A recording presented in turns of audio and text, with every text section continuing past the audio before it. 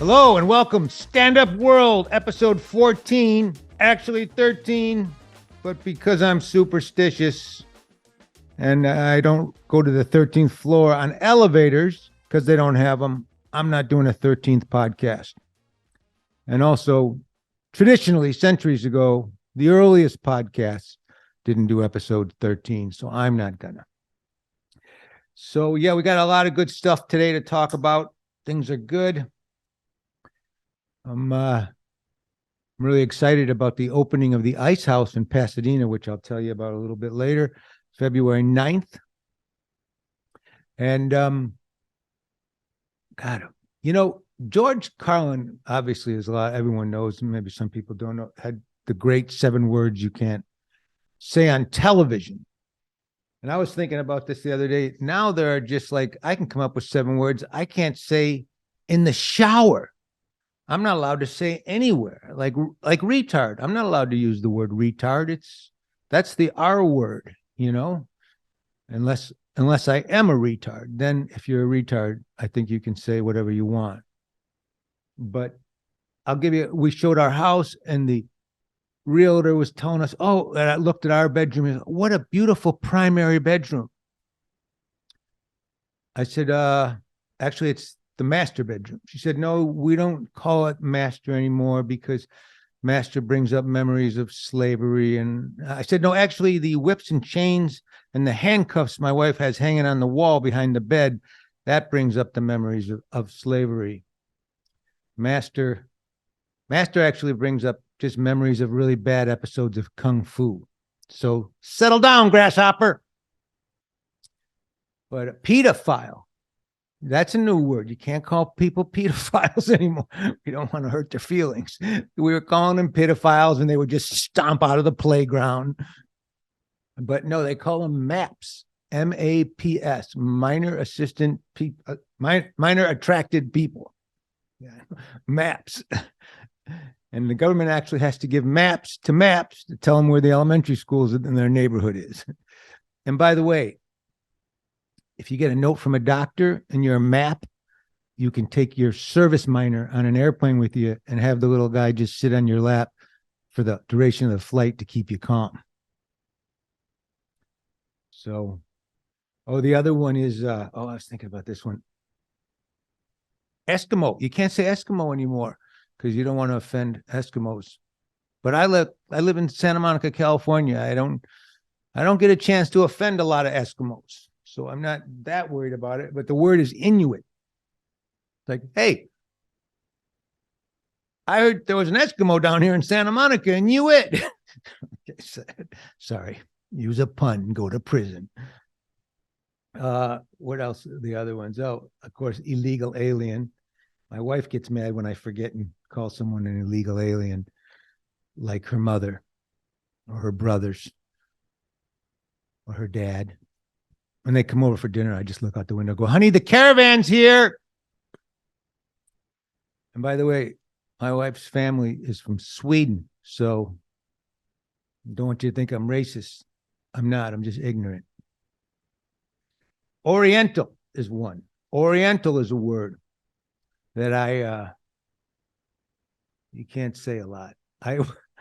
It's an old way of saying Asian person or people, but it's back in the Charlie Chan days or something. And I don't know why. One time when my daughter was little, I referred to one of her Asian school friends as an Oriental girl, and she accidentally, for weeks she didn't talk to me.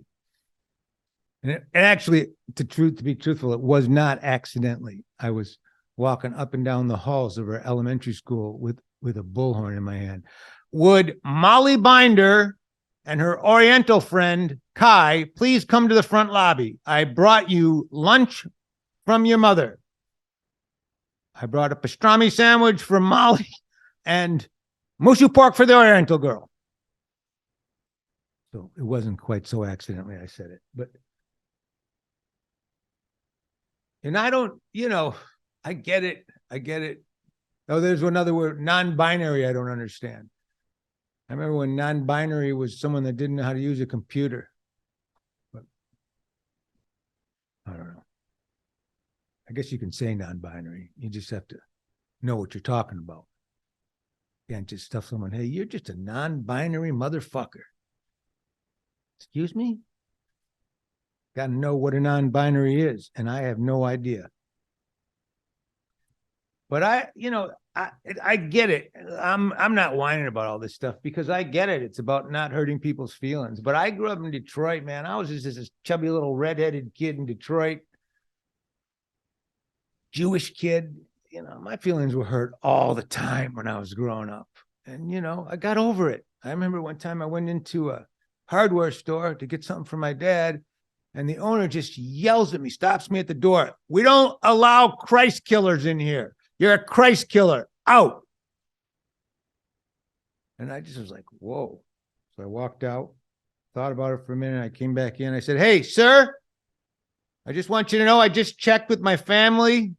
We had nothing to do with killing Christ. We weren't even there that night.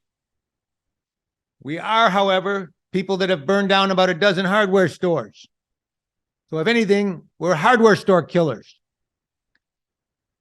So you decide. Do I get the Allen wrench my dad sent me for, or do I come back later and roast marshmallows? But, I faced a lot of anti-Semitism when I was a kid. And you know what? I got through it. By the way, I'm smoking an Olmec from Foundation Cigars, which just was made #1 new cigar on Cigar Snob magazine. And this Olmec is unbelievable, and people are going crazy for it.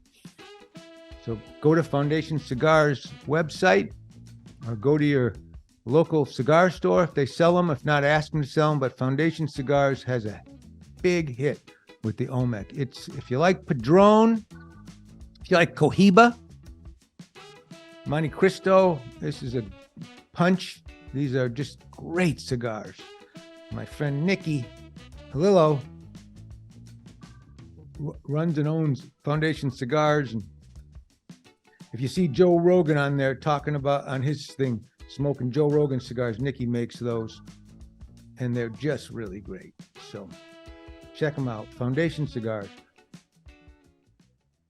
I want to talk also today about Kelly Monteith. There's a piece on the site up there about Kelly, and he's really I gotta say, man, he passed this week, and he was a great comic. He was a cross between Seinfeld and George Carlin, somewhere in there, but in the early 70s he was a big fixture on the Tonight Show, and he went to England and got his own show, the Kelly Monteith Show, that ran for 6 seasons. And he just toured the country. He loved being a stand-up comic. He's one of the Comedy Store original guys. But he was just a really, really good guy. I didn't know him well. I met him quite a few times, but he was always nice. And he worked his butt off on the road, and he loved being a stand-up comic. But he was one of the guys. He was one of the guys that really lit my fire when I was a kid. So here's a little piece of Kelly on the Tonight Show. Would you welcome Kelly Monteith? Kelly?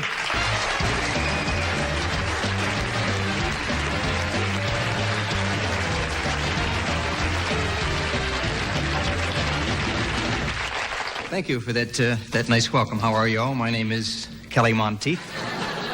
Just little habits that we all have. Man, so much of my day-to-day existence is consumed by habits. Things that I do, things I say. Greeting people, that's habitual. Hi, how are you?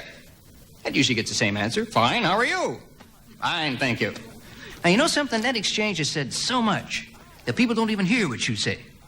You can say anything to them. Hi, how are you? Up your nose. Fine, thank you. Because they're not listening. We respond automatically. Thank you. That's a perfect example. How many times a day you hear those 2 words? Thank you. How many times a day do you say them? Thank you. You can't thank somebody without being thanked back. Thank you. Thank you, too. Thanks a lot. Thank you much. Thank you very much. Thank you now. Never could understand that one, as opposed, I guess, to thank you later. Gets ridiculous. I found myself thanking people for thanking me. Hey, got your thank you note. Thank you. And they'll throw it back at me. Oh, don't thank me, thank you.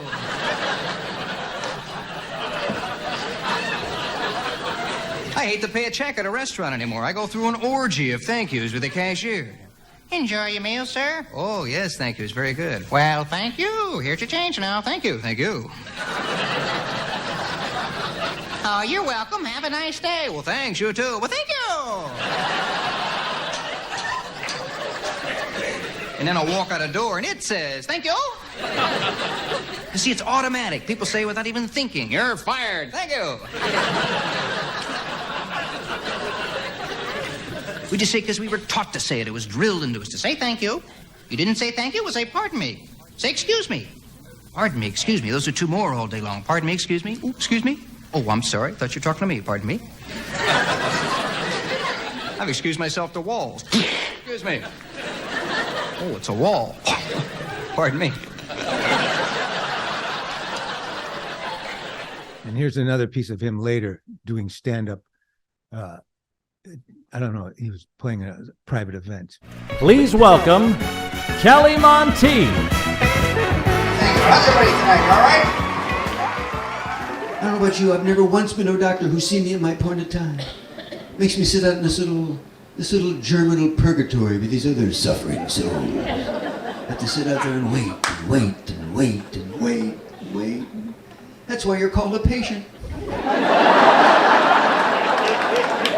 All doctors have that leather bench that's got that swath of butcher paper on it that sticks to your butt every time you move. That paper you're sitting on, I'm trying to get comfortable getting this wax paper wedgie every time I move. Ow. And there's nothing to do in here. I'm bored. You know, I'm reading all the diplomas. Oh, that's a good one there. I like that one. I'm blowing up the rubber gloves. Start playing around with the bench. Finally, the doctor breezes in just when I decide to try out the stirrups.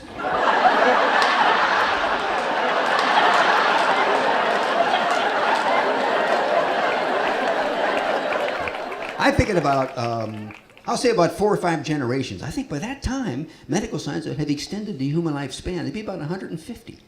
I really believe this. I think in not, too distant future, people live as a matter of course to be about 150 years old. Imagine that. Imagine you're 120 years old and you're feeling good and you're looking good and you got your 95-year-old kid still living at home. Oh, my God, when's he gonna move out? God, he's costing me a fortune, this kid. First I got him braces, now I had to get him false teeth. That's Kelly Monteith. Go to standupworld.com and look at the piece we did on him and go to some of his sites and look him up. He was, he was from that David Brenner era, and he was really great, really, really great. And I also want to thank John Tobin Presents, the guys at John Tobin Presents. They've been helping me out a lot with the podcast and with my Instagram stuff. So here's a little slice of what they got going on right now. We all know there's nothing quite like seeing stand-up comedy live, in person. John Tobin Presents is proud to bring the best talent in the game to our clubs in Boston, Detroit, Plano, and coming soon, Laugh Louisville. Coming this month, Jessica Kirsten, Jordan Jensen, Schuler King, Colin Terrell, Scott Seiss, Caitlin Palufo, Desi Banks, Gianmarco Cerezi, and more. Visit johntobinpresents.com for tickets to a club near you. And also I wanted to talk about the Ice House, because the Ice House, when I first got started, it's a club out in Pasadena where everyone would play. And it was just one of the great clubs. It was an old club and it was just tucked in downtown Pasadena. And I remember everybody would go out there and work out, and Robin loved it. Robin Williams, and God, there were old comics and new comics. And recently, the last few years, Jerry Buss's son, John, I believe his name is, bought it and refurbished it. And they're doing the grand opening February 9th, Thursday night. And I'm going to be there. I'm in the little room. There's a 160-seater and there's a 100-seater. And I'm in the little room with my buddies Fraser Smith and Vinny Fasleen and Bobby Lee and Allie Mack. So it's a really good show. So they also have a big show I believe they have a soft opening February 8th. And then there's another show in the big room February 9th. I don't know who's there. Someone obviously bigger than me. But I'm just happy to be in the game playing with these guys. I'm going to be there again April 8th. I'm putting together a show. And I'm just so glad the Ice House is back. I used to love that room. Anyway, that's it. That's Stand Up World episode 14. Get out and see some stand-up in whatever town you live in tonight. Go to a concert, go to a comedy club, support new comedians, get your laugh reps in. There's nothing more fun and important than laughter. Episode 14 out. I love you. Thanks a lot.